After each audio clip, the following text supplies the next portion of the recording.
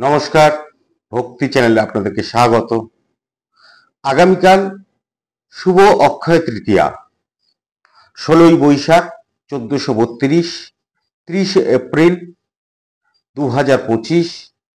এবছর আমাদের শুভ অক্ষয় তৃতীয়ার দিনটি। এই শুভ অক্ষয় তৃতীয়া প্রাককালে আপনাদেরকে অসংখ্য শুভেচ্ছা, শুভ অক্ষয় তৃতীয়ার শুভেচ্ছা, প্রণাম, শ্রদ্ধা নিবেদন করে আজকে আমরা অক্ষয় তৃতীয়া সম্পর্কে কয়েকটি কথা বলতে চাইছি। আমরা নিশ্চিত আপনারা এই অক্ষয় তৃতীয়া সম্পর্কে জানেন, কাকে অক্ষয় তৃতীয়া বলা হয়, কেন এই দিনটি অক্ষয় তৃতীয়া হিসেবে নির্ধারিত, কেন অক্ষয় তৃতীয়ায় আমরা কিছু কিনি, কেন আমরা স্নান করি, কেন আমরা দান করি, কেন আমরা পূজা পাঠ করি, এগুলি সবটাই আপনারা জানেন। কিন্তু তারপরেও আমরা যখন যা জানছি আপনাদেরকে নতুন কিছু পেলে জানাচ্ছি, সেই আশায় আমরা আবার কথা বলতে চাইছি আপনাদের সঙ্গে। আমাদের এই প্রত্যেক দিন আমরা আমাদের সনাতন ধর্মের, সনাতন হিন্দু ধর্মের কোনো না কোনো বিষয় নিয়ে, কোনো না কোনো আখ্যান নিয়ে আমরা কথা বলছি। আমরা সেই আমাদের সনাতন হিন্দু ধর্মের যে বিপুল গ্রন্থরাজি, যা আমাদের ধর্মকে সমৃদ্ধ করেছে, যা আমাদের ধর্মকে সারা বিশ্বে স্বতন্ত্র হিসেবে প্রতিষ্ঠা করেছে, সেই গ্রন্থরাজি আমরা সেখান থেকে গ্রন্থ আমরা পাঠ করছি সপ্তাহে 2টি দিন, সেগুলি আপনারা জানেন ইতিমধ্যে। তারপরে আজকের দিনটির জন্য বা আগামীকাল যে অক্ষয় তৃতীয়া, সেই দিনটি নিয়ে আমরা সবিশেষ কিছু কথা বলতে চাইছি। আবারও বলছি, বিনয়ের সঙ্গে বলছি, আমরা জানি আপনারা জানেন, তারপরেও আপনারা থাকুন, শুনুন আমাদের সেই কথা।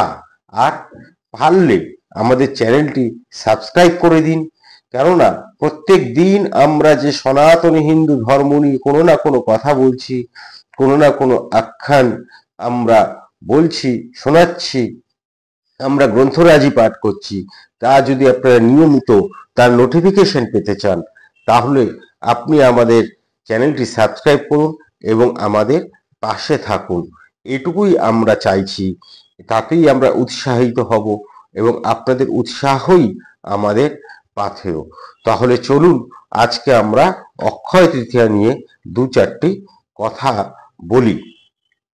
এবছরের অক্ষয় তৃতীয়া আমাদের 16ই বৈশাখ 1432 এবং ইংরেজি ক্যালেন্ডার অনুযায়ী 30 এপ্রিল 2025 এই দিনটিতে আমাদের অক্ষয় তৃতীয়া পড়েছে। তাই অক্ষয় তৃতীয়া হচ্ছে, নামকরণে যদি আমরা যাই তাহলে এই নামের মধ্যে দিয়েই এর মাহাত্ম্যটা রয়েছে। অক্ষয় তৃতীয়া নামটি যদি আমরা বিশ্লেষণ করি তাহলে দেখতে পারবো সংস্কৃত ভাষায় অক্ষয় কথাটির অর্থ যা অবিনশ্বর। অবিনশ্বর মানে যা ক্ষয় হয় না, আর যা ক্ষয় হয় না মানে তার মধ্যেই কিন্তু সমৃদ্ধি, প্রত্যাশা, আনন্দ, সাফল্য এগুলি সব লুকিয়ে থাকে। আর তৃতীয়া অর্থাৎ চাঁদের তৃতীয় দিন, সেই চাঁদের তৃতীয় দিন হচ্ছে তৃতীয়া। সেই অনুসারে আমাদের বৈশাখ মাসের শুক্লপক্ষের তৃতীয় দিনটিকে, অর্থাৎ শুক্লা তৃতীয়া বা শুক্লপক্ষের তৃতীয়া তিথি হলো আমাদের কাছে অক্ষয় তৃতীয়া। এবার এই অক্ষয় তৃতীয়া এত গুরুত্ব কেন?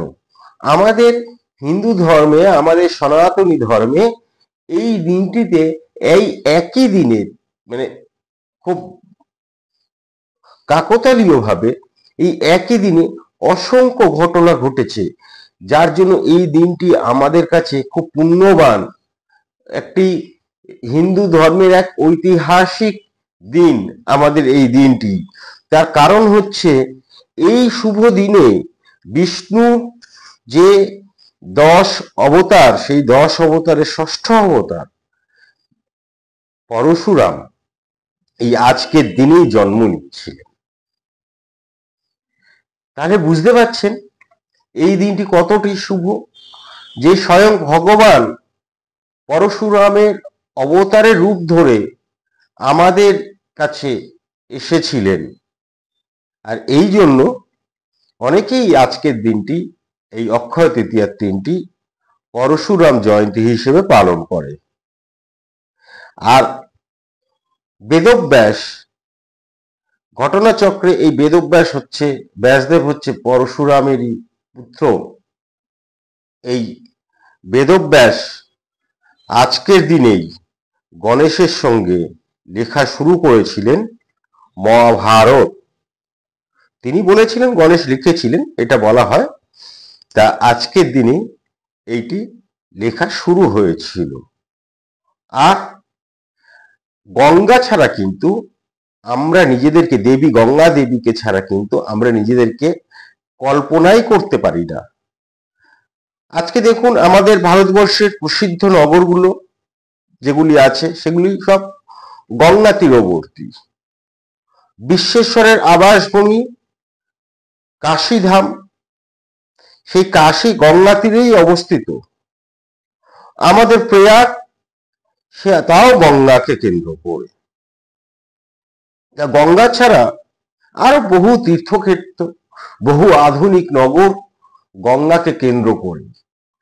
তা এই গঙ্গা যদি না থাকতো, আদৌ সন্দেহ হয় আমরা এই সুসভ্য যে জাতি, সেই সুসভ্য জাতি আমরা তৈরি হতাম কিনা।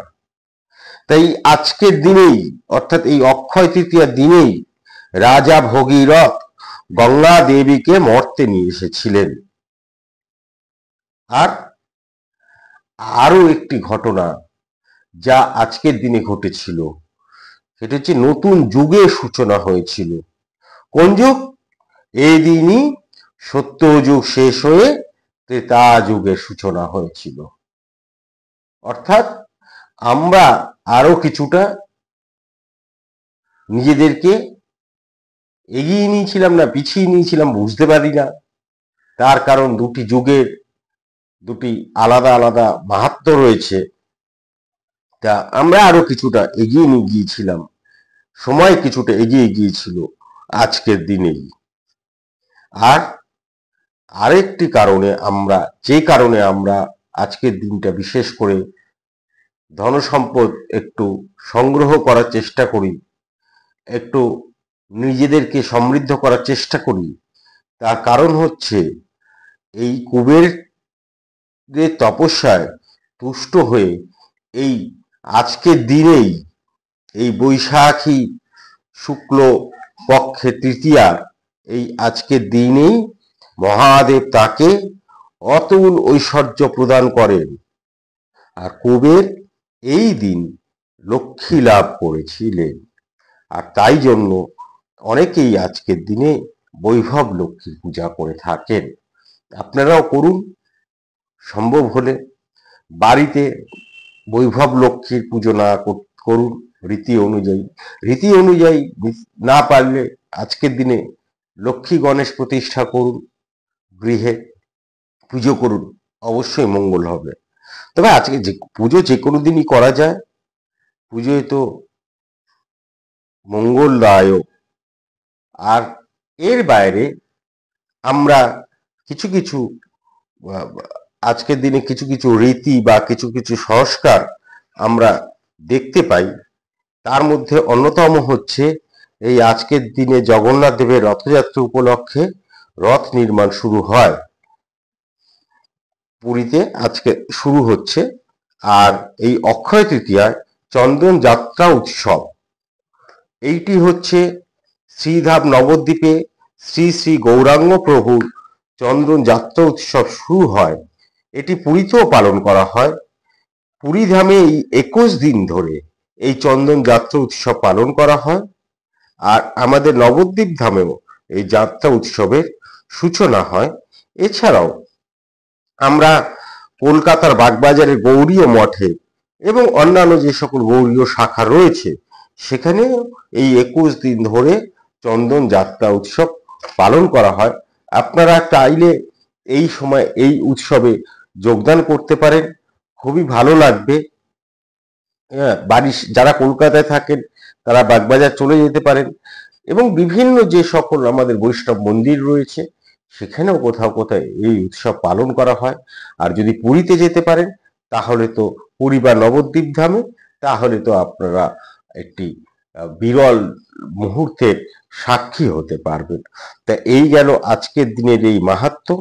এবং আপনারা পারলে আজকের দিনে কোনো সম্পদ আহরণ করুন, সম্পদ সংগ্রহ করে আপনারা নিজেদের কাছে রাখুন, আর অবশ্যই দান ধ্যান করুন। কেননা দান ধ্যানে কিন্তু যে পুণ্য অর্জন করা হয় সেইটি আপনি কোনো কিছুতেই আর পাবেন না। আজকে এই পর্যন্তই। ভালো থাকবেন, ভালো রাখবেন, নিজে আনন্দে থাকবেন, অন্যকে আনন্দিত রাখবেন। নমস্কার।